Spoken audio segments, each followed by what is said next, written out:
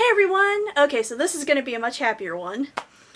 This is going to be about my most distant past life memory. So, I love cats. I know, shocking, right? Cats are literally my favorite animal, and I don't even care what kind of a cat it is. I love all cats. Domestic cats, wild cats, the big cats. My favorite cats are going to be various versions of domestic cats and also the tiger. But, I mean, I love them all. And in fact, I love cats so much that when I was a little kid, and not as little as you'd think, I used to pretend to be a cat. I would even answer people's questions with cat noises. In fact, one of my favorite things to do was to get up on the really wide back or arm of a couch and just lie there draped across it like a cat. I would even take this boa that I had and stick in the back of my pants like I had a tail. I kept wishing that it was a real tail that I could move. And that went on long enough that my mom got very concerned. But, I mean, I wish I was a cat. I mean, for a very, very long time, I kept wishing I could just be a cat. It would be so much easier. I'd be really great at being a cat. Unfortunately, it is not in the cards. But it turns out that there is a reason why I love cats so much and yearn so much to be a cat. I used to be a cat in a very, very, very, very distant past life. I remember just a very vague, short memory of being a cat. And I found out that because I had such a great life as a cat, and I was so proud of myself at how well I did as a cat, how good I was at being a cat, that I have hung on to all the things that make a cat feel like a cat throughout all my lifetime since. All of them. I mean, these are the hardest things for me to let go of. For example, cats pride themselves on being unflappable and not needing anyone. We don't have to love you. We don't need your love. In fact, we don't love you. We just tolerate your presence because you are helpful for us and make things a little bit more convenient. Yeah. So, I lived a lot of lifetimes where I tried really hard not to form emotional attachments. I have a lot of difficulty expressing how I really feel about people. In fact, the words "I'm proud of you" are nearly impossible for me to actually say to another person. Believe me, it's been extremely difficult to say to my own mother when she's accomplished amazing things. I can't say it because it'll hurt my kitty pride. Another thing that I was really proud of, I mean really, really proud of as a cat, was my skill as a hunter. I could outsmart anything. If I decided something was going to be dead and eaten, it was going to be dead and eaten. I could catch anything. At least that's how I thought. I was certain I could catch anything. I could outsmart it no matter how tricky it was. So, it's been a priority in too many lifetimes to learn how to outsmart other people in order to get what I want. And I've always had this very strong hunter's instinct. I want to win.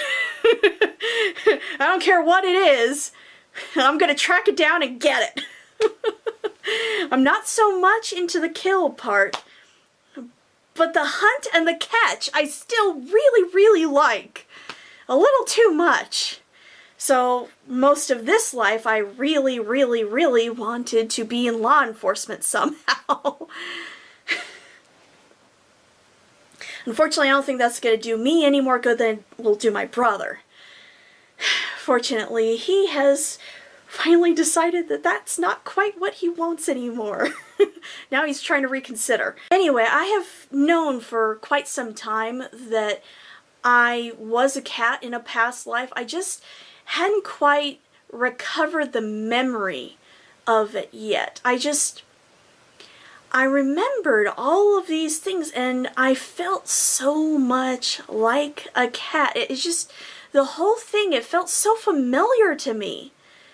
And then a few years ago, I was asleep, but this wasn't actually a dream. This was after a dream. And I was in the process of waking up. And it was taking a little bit longer than usual to wake up. And in this sort of pseudo-consciousness state, I've noticed that I'm able to access memories from the other side and information on the other side much, much more easily. I mean, I can hear all kinds of voices, I get these images in my head. There have been several times where I'll just be watching something happen and I'm like, holy crap, this is real. Where is it? When is it? I don't know. Oh my god, is that guy trying to hire somebody to kill someone on the phone? What the hell? Why am I watching that? But this one morning, I was lying in bed, still not quite awake, and I remember seeing this sort of, I don't know if it was a jungle or a forest scene. They kind of looked similar to me. There was foliage all over the place, and at the time I didn't really give a shit what kind. I didn't give a shit about much back then. It was just green, which meant it wasn't edible. Anyway, I remember seeing a paw sticking out in front of me, and it was a little bit shorter than I expected it to be. No, it was a little bit longer. God, it's been a while since I've had this. And it was a little bit longer than I expected it to be for how short my body was. So I had pretty long limbs, but a shortish body. And I don't remember a tail, which really confuses me considering how obsessed I've been my entire life with wanting a tail. I don't remember having one. So weird. But anyway, so all I remember is I'm sitting there chilling. Actually, I'm lying there chilling. And I can see my paw stretched out as I'm chilling there. In the middle of some sort of area with lots of bushes and trees. And I do not remember what sort of fur pattern I had. I don't remember coloration. I don't remember patterning. It was not important to me at the time because it meant nothing to me. I just knew I was beautiful.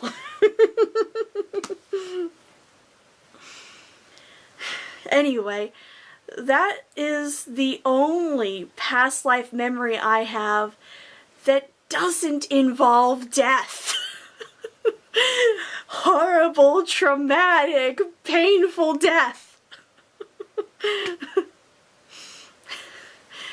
However it is that I managed to die that time, I do not have any issues with it. It made sense to me, and I was just so happy with that life. All I remember is the good times. The truth is, this me, if I tried to live a life as a cat, I'd be absolutely miserable out in the wild. I would not want to do that.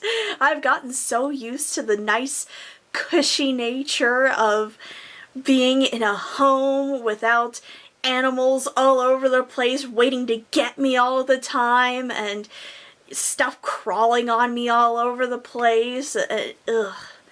I wouldn't like any of that. Not to mention all of the thinking and entertainment and communicating that humans do. Cats don't get that. Honestly, it's really true what they say. You can't go home again. Because it really sucks when you try. I know a lot of people are really psyched about the whole what was my past life and who was I and how great was it, and you know what? It's actually not as great as you think remembering past lives. A lot of the past life memories that I and my mom have gotten back have all been awful. They've been murders. Horrible, painful murders. And guess why? That's what makes an impression the most. It's the end. And you haven't really been able to get through all your feelings about it before you end up home on the other side, and it's not quite the same trying to get past your feelings about a death when you're on the other side. It's like trying to get past your feelings about being abandoned when it's not you that got abandoned, but your favorite character on TV. It's not really the same. So I'll talk to you guys later. Bye!